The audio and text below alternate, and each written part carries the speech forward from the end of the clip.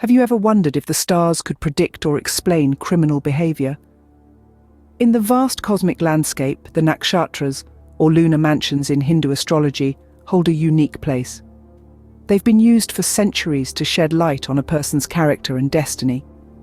Today, let's delve into an intriguing exploration of the role of the Nakshatras in criminal activity.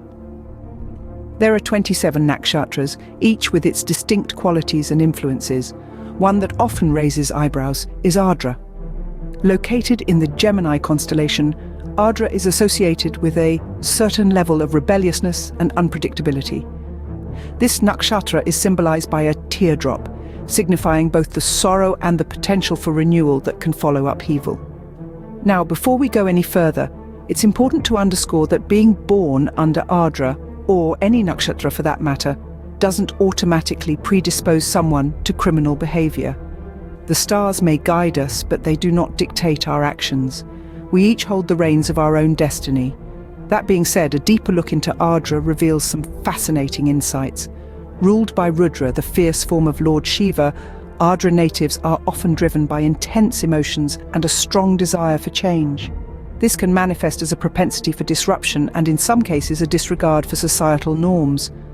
But Ardra is also associated with intellectual curiosity and a relentless pursuit of truth.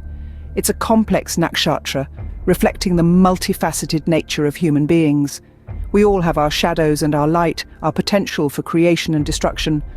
The nakshatras merely mirror these complexities. In essence, the nakshatras provide a lens through which we can better understand ourselves and our inclinations. They're not a roadmap to our future, but rather a compass, guiding us towards self-awareness and growth. So, it seems the stars might have more sway over our actions than we initially thought. Could the stars above dictate our perception of beauty on Earth? A thought-provoking question indeed. Let's delve into the world of nakshatras, or lunar mansions, and their potential influence on our notions of attractiveness. Consider Rohini, a nakshatra often associated with beauty and charm. Ancient scriptures depict Rohini as a celestial deity of enchanting allure. Could it be possible that those born under this star possess an innate charm, a certain magnetism that sets them apart? It's an intriguing thought, isn't it? Then comes the concept of pretty privilege. It's the idea that people perceived as attractive receive certain advantages in life. They're often treated better, receive more opportunities, and are generally viewed more favorably. Does this mean that those born under nakshatras like Rohini are beneficiaries of this so-called pretty privilege? Could the stars be subtly tilting the scales of societal favor in their direction? It's a possibility we cannot dismiss outright. However, it's essential to remember that beauty is a complex concept, multifaceted and highly subjective. Beauty standards are far from universal. They're influenced by a myriad of factors, including cultural norms, societal trends, and personal preferences. Nakshatras, while potentially influential, are just one piece of this vast puzzle. In some cultures, a strong jawline might be seen as attractive, while in others, a softer facial structure could be the epitome of beauty.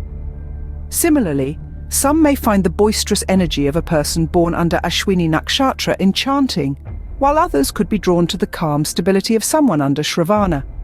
Thus, the nakshatras, in all their celestial wisdom, reflect the diversity of beauty standards across the globe. So, could the stars above dictate our perception of beauty on Earth? The answer might just be a resounding maybe.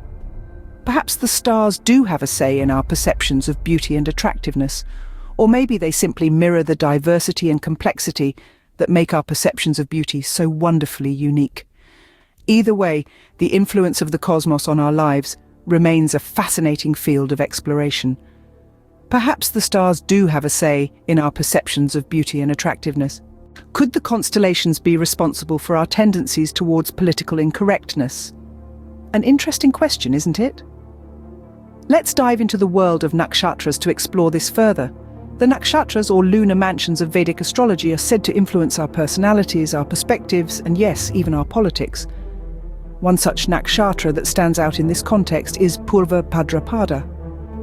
Known for its association with unconventional thinking and rebellion, could it be subtly shaping our political views and propelling us towards political incorrectness? Now, let's clarify something. Unconventional thinking isn't inherently negative. It can lead to innovation, progress, and the challenging of harmful norms. It's when this thinking crosses into the realm of disrespect, harm, or ignorance that we venture into the territory of political incorrectness.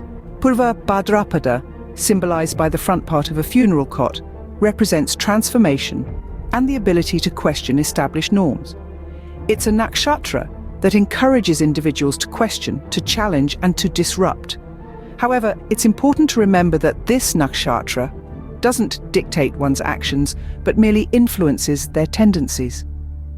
Individuals born under Purva Bhadrapada might find themselves more prone to question societal norms, to challenge the status quo, and yes, sometimes, to push the boundaries of what's considered politically correct. But this doesn't mean that everyone born under this nakshatra will lean towards political incorrectness. Astrology, like life, is complex and multifaceted, and it's essential to recognize that every individual's experiences and actions are shaped by a multitude of factors, not just their nakshatra. In essence, while the nakshatras can influence our tendencies and perspectives, they don't predetermine our actions. We always have the freedom to choose, to learn, and to grow. So, while the stars might nudge us in certain directions, it's up to us to navigate our path responsibly. The stars might be more intertwined with our political views than we realize. But remember, they're not the ones casting the votes or making the statements. That's all on us. Is it possible that the stars can predict our tendency to cancel or be cancelled? Delving into the cosmic realm of the nakshatras, we find Mula, a nakshatra often associated with destruction and upheaval. It's an intriguing thought, isn't it? That celestial bodies, seemingly distant and detached from our lives, could hold sway over societal trends, such as cancel culture. Now, before we traverse further into this cosmic journey, it's essential to clarify that the nakshatras, or any astrological entity for that matter, might not directly cause someone to be cancelled. It's not as if the stars conspire to bring about the downfall of individuals, but they could potentially influence the societal tendencies that lead to cancel culture. Cancel culture, as we know it today, is a form of online shaming, a mass boycott of individuals who've said or done something deemed offensive. It's a social media storm that can cause reputational damage, loss of jobs, and even mental health issues. In the grand cosmic scheme, Mula, with its intense energy, might be seen as a contributing factor to this phenomenon. Positioned at the root of the Milky Way, Mula is symbolized by a bunch of roots tied together, signifying a certain need for upheaval, for digging deep, and for unearthing the truth. Now, apply these symbolic characteristics to cancel culture. Isn't it about unearthing past offences, digging deep into a person's history, and causing upheaval in their lives?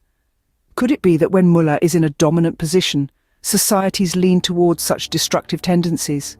But remember, this is not about blaming the stars. It's about understanding how cosmic energies might interact with societal behaviours. The nakshatras, like all astrological symbols, are mere signposts. They can guide us, warn us, but they can't control us. We still have free will. We still have the power to choose kindness over cancellation. Once again, the stars seem to have a subtle but significant influence on our societal trends. So, what does all this mean? We've delved into the deep cosmos of nakshatras, unearthing their potential influence on various aspects of human life and society. From the intriguing connection between certain nakshatras and criminal tendencies, to the subtle interplay of beauty standards, pretty privilege, and these celestial entities. We've examined the role of nakshatras in political incorrectness, how they might sway our words and actions in the realm of discourse. And who could forget the poignant discussion on cancel culture, where we pondered if the stars could indeed be a factor in this modern phenomenon. Yet, let's remember this overarching truth. While the nakshatras might offer us insight and influence, they are not our puppet masters. We are not marionettes dancing to the tune of the cosmos. Our will, our decisions, our actions, they matter. They shape us. In the end, we are not just products of the stars, but also of our choices and actions.